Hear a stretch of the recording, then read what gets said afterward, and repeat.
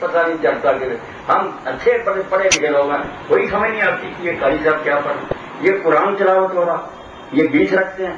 تو اس کی بجائے اگر کوئی روز پڑھے جو سورہ کریم علیہ السلام کی سنت. عمر بن عبدالعزیز کے دور میں بھی حضرت شیخ عبدالحق محمد دہلوی رحمۃ اللہ علیہ فرماتے ہیں کہ جو لوگ یہ نیت رکھتے تھے کہ ہمیں رکھتے ہیں زیادہ نہیں چاہیے، ہمیں تو حضور کی پیروی چاہیے، وہ اس وقت بھی آٹھ ہی پڑھتے تھے. اس کے کتنے بھی چاہے ہمارے دن 500-700 سال اتنے بڑے بھری ہوئے ہیں. شیخ اکبر محی الدین ابن عربی وہ فتوحات المکیہ میں لکھتے ہیں کہ بھائی پیروی کرنی ہے رسول اللہ کی، آٹھ پڑھو، اور آج زیادہ نفل پڑھنا چاہتے ہیں نفل سمجھ کر پڑھو، سنت نہ پڑھو.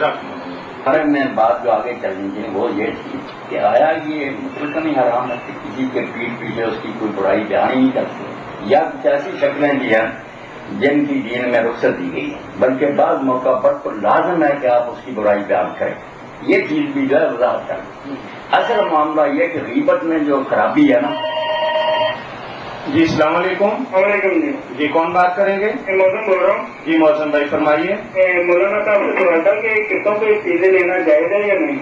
جن سے قسطوں پہ چیزیں لینا جائز ہے یا نہیں؟ یہ قسطوں پہ خریداری کرنا، قسطوں پر خریداری جس کو آج کل بیع تقسیط کہتے ہیں نا، ٹھیک ہے. بہت لوگ جو ہے ان کی جو یہی رائے ہے کہ اس میں کوئی خرابی نہیں، نقد کی قیمت جو ہے وہ کم ہو سکتی ہے، ادھار کی زیادہ ہو سکتی ہے، اس لیے قسطوں کی بیع جائز ہے.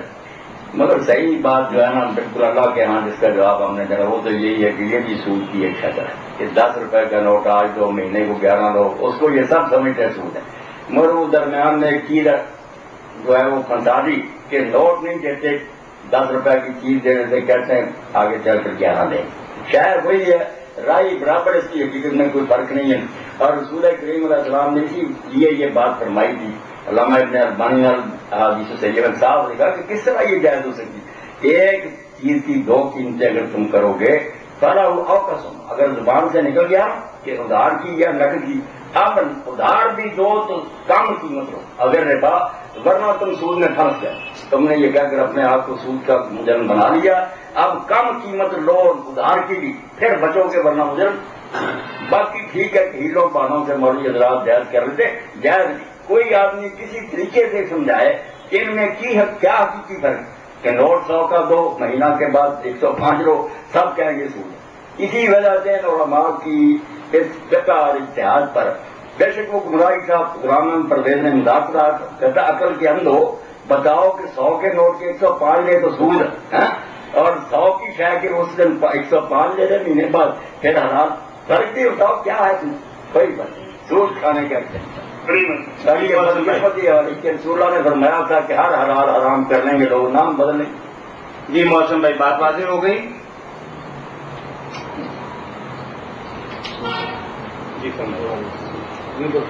تو میں عرض کر رہا تھا کہ گانے آنے شروع. جی السلام علیکم. وعلیکم السلام. جی کون بات کر رہے ہیں؟ اللہ تعالیٰ. جی فرمائیے بھائی. اگر ایک بندے نے روزہ رکھا ہوا ہے تو اسے ریشہ آ جاتا ہے لیکن اسے باہر نہیں نکالنا آتا تو اندر چلے جاتا ہے، کیا روزہ ٹوٹ جاتا ہے یا نہیں ٹوٹتا؟ یعنی بلغم نکلنے سے کیا ہے روزہ فاسد ہو جاتا ہے یا نہیں؟ نہیں، بلغم اگر منہ میں آئی تو کوشش تو کرنی چاہیے نا باہر اس کو پھینکا جائے، ہے بھی یہی ستھری بات، ورنہ بلغم کو نکلنا کوئی اچھی بات تو نہیں. مگر اگر آئی اور اپنے آپ ہی واپس چلی گئی یا تھوک چلا گیا یا ناک سے کوئی چیز نیچے آئی چلی گئی تو فکر نہ کرے آپ، روزہ ٹھیک، روزے کا کچھ نہیں نقصان. کیونکہ سوال کرنے والے ایسے لگ رہے ہیں کہ چھوٹی عمر کے ہیں اور وہ کہہ رہے ہیں کہ مجھے نگلنا نہیں آتا. نکلنا نہیں، بعض اوقات ایسا ہو جاتا ہے باہر پھینک، نہیں باہر پھینکنا نہیں آتا، باہر پھینکنا کہنا تھا نا وہ نکلنا نہیں ہے. جی کوئی بات نہیں بیٹا، بے فکر ہے، روزہ ٹھیک ہے، روزہ اتنی جلدی نہیں ٹوٹتا. جی بھائی کچھ اور پوچھنا چاہیں گے؟ جی اللہ حافظ. السلام علیکم. وعلیکم السلام. جی کون سا؟ جی کون بات کریں گے؟ جی تدیم بات کرو مقاب گارمنٹ سے. جی تدیم بھائی فرمائیے. آپ کی آواز کلیئر آتی ہے، مولانا صاحب کی آواز بھی کلیئر آتی ہے. آپ پوچھیں گے کچھ تو مولانا کلیئر ہی بات کریں گے انشاءاللہ. میں نے ابھی پوچھا ہے نا سوال. جی فرمائیے. وہ نہیں وہ ہوگی میری بات تو ہوگی، میں صرف یہ بتانے کے لیے کہ ان کی آواز ان کی نہیں کلیئر آتی. آپ نے قسطوں کے بارے میں پوچھا تھا؟ جی وہ موسم نے پوچھا تھا. جی پوچھا تھا، جی بالکل پوچھا تھا. جی وہ ان کی آواز نہیں کلیئر آئی تھی، آپ کی آواز کلیئر آ رہی ہے. چلیں ان تک بات کلیئر ہو گئی ہے یا دوبارہ مولانا اس کی وضاحت کر دیں؟ وہ بھی کلیئر ہو گئی ہے، لیکن جس طرح آپ کی آواز آ رہی ہے اس طرح ان کی بھی آواز آ رہی ہے، اس طرح کا سسٹم آ رہا ہے. ٹھیک ہے جی، بہت شکریہ بھائی نشاندہی کا. اور آپ کچھ پوچھنا چاہیں گے؟ جی مولانا غیبت کے بارے میں. غیبت کے بارے میں غیبت صرف وہ حرام ہے پیٹ پیچھے کسی کی وہ برائی بیان کرنا جو اس میں سچ ملے جس سے اس کی تحقیر مقصود. یہ لفظ یاد رکھنا صرف اس کو ذلیل کرنا بدنام کرنا کہ اس کی عزت معاشرے میں ختم ہو جائے یہ بری نیت ہو پھر گناہ ہے. اور اگر کوئی جائز مقصد ہے اس کے لیے آپ اس کی برائی بیان کر رہے ہیں مثلا کسی کا بچہ بگڑ رہا آپ اس کے والد کو اطلاع دیتے ہیں کہ یہ تو ایسی حرکت میں مبتلا ہو گیا یہ کوئی برائی نہیں. برائی تو نگری نیکی ہے آپ کا فرض ہے کہ اس کے والدین کو آگاہ کریں اس کو برباد ہونے سے بچائیں. یہ نہیں اس حرام غیبت میں آئے گا. اسی طرح کو کسی کے ساتھ کاروبار کرنا چاہتا یا رشتہ ناطہ کرنا چاہتا آپ کے علم میں کہ یہ آدمی تو ہو رہا آپ خبردار کر دیتے کہ اس کے ساتھ نہ شراکت کریں یا اس کو رشتہ نہ دیں. یہ تو خود رسول کریم علیہ السلام نے جب پوچھا صحابیہ نے کہ 3 آدمی میری طرف پیغام بھیج رہے ہیں آپ نے صاحب بتا دیا کہ ایک تو لاٹھی کر دے دیں چھوٹا کالنگ. جی السلام علیکم. وعلیکم السلام. جی السلام علیکم. جی وعلیکم السلام. کون بات کریں گے؟ میں علی ہاؤسنگ سے بول رہی ہوں. جی فرمائیے بہن. جی شازیہ کا نام ہے. جی فرمائیے بہن. اب یہ ہے کہ میں نے سوال کیا تھا کہ آپ مولانا صاحب کہتے ہیں کہ 8 تراویحیں نہیں پڑھنی چاہیے. جی جی میں یہ پوچھنا ہے کہ امام کے پیچھے 8 تراویحیں پڑھی جا سکتی ہیں یا گھر میں عورتوں کے لیے جب 20 تراویحیں لازمی ہیں؟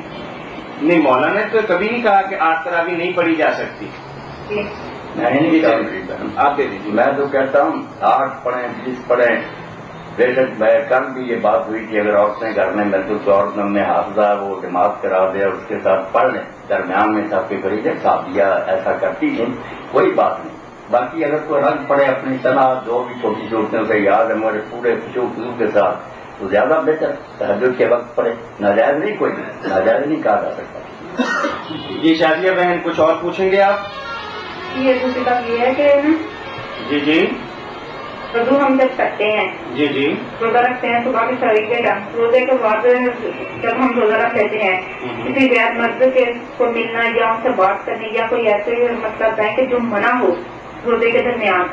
جی جی یعنی مولانا سوال ان کا یہ ہے کہ ضرورت کے تحت گھر سے نکلنا پڑتا ہے روزے کی حالت کے اندر غیر مرد سے بات بھی کرنی پڑتی ہے تو آیا اس سے روزے کے بارے میں کیا حکم؟ نہیں روزے میں کوئی فرق نہیں واقع ہوتا. باقی کسی مرد سے بلا ضرورت ہو غیر سے بات کرنی مناسب نہیں. اگر موقع کوئی ایسا ہو کہ بات کرنی پڑے تو اللہ تعالیٰ نے ہدایت فرمائی نا ازواج مطہرات کو کہ ایسا لہجہ اختیار کرنا چاہیے کہ جس سے برے خیالات اس کے اندر جنم لیں. شریفانہ انداز سے سیدھی سادی بات اگر ہو جائے بالکل جائے کوئی حرج نہیں اس میں. آپ کریں روزے کا کچھ نہیں بگڑتا. نکلنا پڑے گھر سے نکلے کوئی فوت ہو گیا وہاں جائیں اس میں کوئی خرابی نہیں. جی شازیہ بہن بات کلیئر ہو گئی. جی اللہ حافظ. تو رسول کریم علیہ السلام نے اس عورت کو جس نے مشورہ مانگا. جی السلام علیکم. جی مولانا صاحب ایسے جی کون بات کریں گے؟ میں کاشف بات کر رہا ہوں. جی کاشف بھائی فرمائیے مولانا تشریف فرما ہے.